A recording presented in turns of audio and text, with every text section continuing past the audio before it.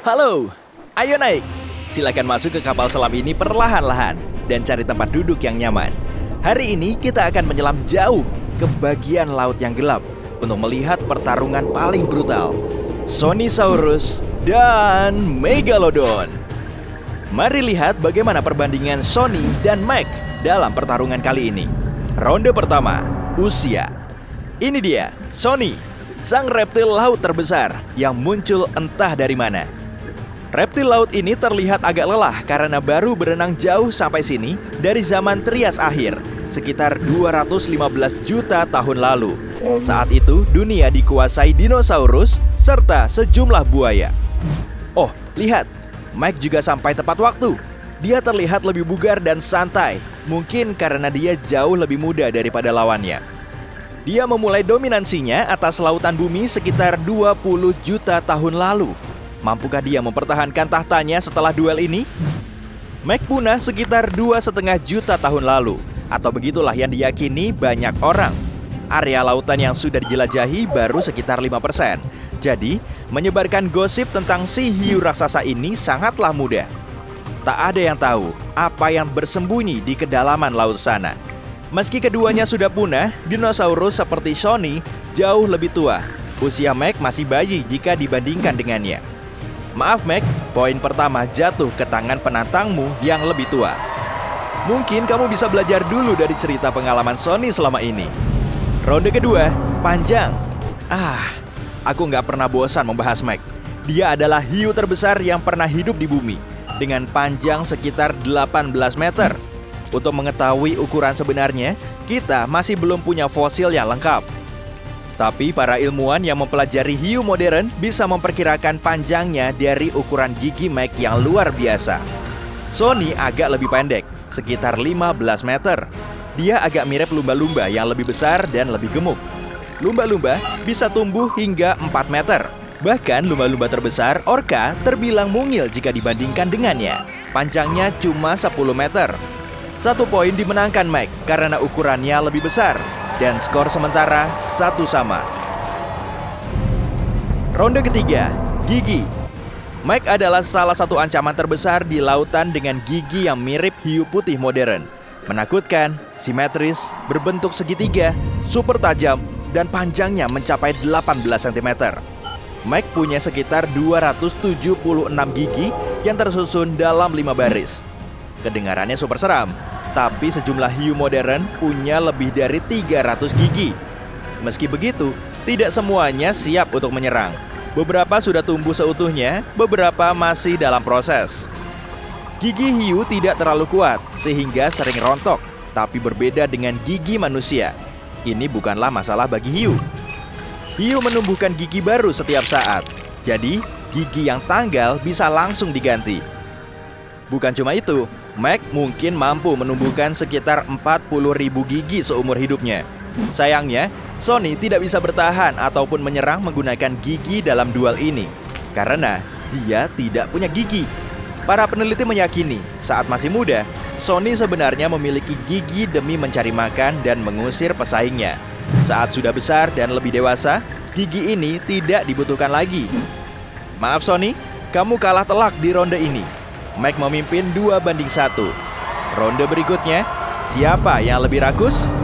Ilmuwan meyakini Meg makan sekitar 1.100 kg makanan setiap hari. Dari giginya, kita bisa tahu kalau Meg tidak suka sayur. Dengan mulut hampir selebar 3 meter, Meg punya gigitan terkuat dari semua hewan di bumi. Oleh karena itu, dia tidak perlu pilih-pilih makanan. Dia bisa mengunyah hewan laut yang lebih besar seperti paus, penyu raksasa, anjing laut, atau mamalia laut lainnya yang sayangnya berenang terlalu dekat. Tidak heran berat Meg sekitar 63.000 kg. Karena tidak punya gigi, Sony lebih menyukai mangsa bertubuh lunak seperti ikan kecil, cumi-cumi, dan sejenisnya. Kita belum tahu persis berapa porsi makannya setiap hari, tapi dengan perkiraan berat sekitar 27.000 kg yang masih lebih berat dibanding 2 paus kepala kotak atau 3 gajah, berat ini cuma setara kacang tanah jika dibandingkan dengan Meg yang perkasa. Jangan sedih Sony, dan silakan makan makanan lunakmu. Tapi sayangnya, Mac kembali mencuri 1 poin dari Sonny. Skor sementara 3-1. Mau bagaimana lagi? Mac bisa makan paus utuh untuk menu sarapannya. Ronde kelima, tampang.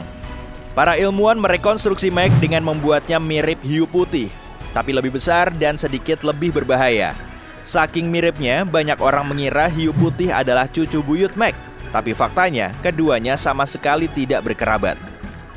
Mac adalah anggota terakhir dari garis keturunan hiu yang berbeda total dari hiu putih. Mac punya hidung lebih pendek dan rahang lebih rata, yang bentuknya hampir seperti terbentur. Dan seperti hiu biru, Mac punya sirip dada sangat panjang untuk menopang ukuran dan beratnya. Sonny terlihat mirip lumba-lumba yang lebih gemuk, agak unik dan jauh lebih besar. Dia punya 4 sirip dan tengkoraknya lebih panjang. Yang lebih menariknya lagi, dia tidak punya sirip punggung atau sirip layar. Sonny tidak bisa meniru trik dan manuver keren yang biasa dilakukan lumba-lumba. Kekurangan yang sama juga mempersulitnya saat bertemu dinosaurus lapar lain, karena dia tidak bisa menghindar dengan mudah. Namun tetap, badan Sonny lumayan besar, sehingga tidak perlu takut akan ancaman seperti itu. Minggir sedikit Mac, jangan egois, dan mau tampil terus. Kami masih mau melihat makhluk mirip lumba-lumba aneh ini. 1 poin untuk Sonny, dia mulai mengejar. Skornya 3-2. Ronde ke-6, siapa yang namanya lebih keren? Sonnysaurus berarti kadal dari pegunungan Soson. Kenapa? Karena dia adalah kadal dari Ya, kamu paham lah. Namanya keren kan? Sementara itu, Megalodon punya arti gigi besar. Sorry Mac, 1 poin untuk Griffin. Bentar, salah naskah. Skor kembali seri, 3-3. Ronde ke-7, siapa yang berenang lebih jauh? Sama seperti hiu modern, kerangka Mac bukan terbuat dari tulang biasa, melainkan dari tulang rawan. Alias tulang yang sama seperti di telinga dan hidung kita. Jadi, seniat apapun kita mencari, tulang Mac tidak akan pernah ketemu. Satu-satunya fosil Mac adalah giginya yang terbentuk dari dentin. Selama 18 juta tahun keberadaannya, Mac berenang jauh. Giginya sudah ditemukan di seluruh dunia. Dia bahkan berlibur ke perairan tropis dan subtropis. Tapi ada satu tempat yang tidak pernah dia kunjungi, yaitu Antartika. Sonny juga suka bertualang. Fosilnya yang pertama ditemukan di dekat Las Vegas, tapi bukan untuk liburan begini ya. Dia tidak terlalu tertarik dengan pesta dan hiburan di sana. Dahulu, Vegas sepenuhnya di bawah air. Dia juga melakukan perjalanan jauh di sepanjang pantai, mengunjungi berbagai negara, menyantap prasmanan boga laut yang mewah di seluruh dunia, dan menjalani hidup yang menyenangkan. Tapi, skor yang satu ini dimenangkan Mac lagi, karena dia hampir pernah mengunjungi semua benua. Mac memimpin 4-3. Ronde ke-8, siapa yang lebih eksis? Saat melihat Sonny berenang, makhluk-makhluk laut lainnya pasti langsung kabur, sebab ukurannya lumayan besar. Tapi tak lama, mereka akan sadar reptil ini tidak terlalu berbahaya. Ya, cumi-cumi dan ikan kecil yang menjadi mangsanya pasti tetap kabur. Tapi, makhluk air berukuran sedang pasti tahu mereka tak akan disantap. Jadi, mereka bisa berteman. Kecuali si itu tuh. Masih ingat Kraken? Cumi-cumi kolosal dan monster laut legendaris yang punya tentakel super kuat. Konon, Kraken ada sangkut pautnya dengan lenyapnya beberapa anggota keluarga Sonny. Jadi, anggap saja hubungan mereka kurang baik. Sementara itu, Mac introvert dan penyendiri. Kalau datang ke pesta, dia cuma berdiri di pojokan dan menolak bicara dengan siapapun. Dan yang pasti, tidak banyak hewan laut yang mau mengajaknya berdansa. Mac adalah pilihan terakhir mereka. Mac yang berada di urutan teratas rantai makanan pasti kurang begitu eksis. Sonny menyamakan kedudukan lewat ronde popularitas dan skornya menjadi 4-4. Kalau begitu, kedua petarung kita bisa sama-sama... Tunggu, Mac sepertinya marah. Kamu bisa melihatnya mengertakkan gigi dan bersiap menyudahi pertarungan ini untuk selamanya. Sonny tersenyum damai. Belum pernah ada hewan lain yang macam-macam dengannya. Jadi, dia pikir Mac tidak akan bertindak aneh-aneh.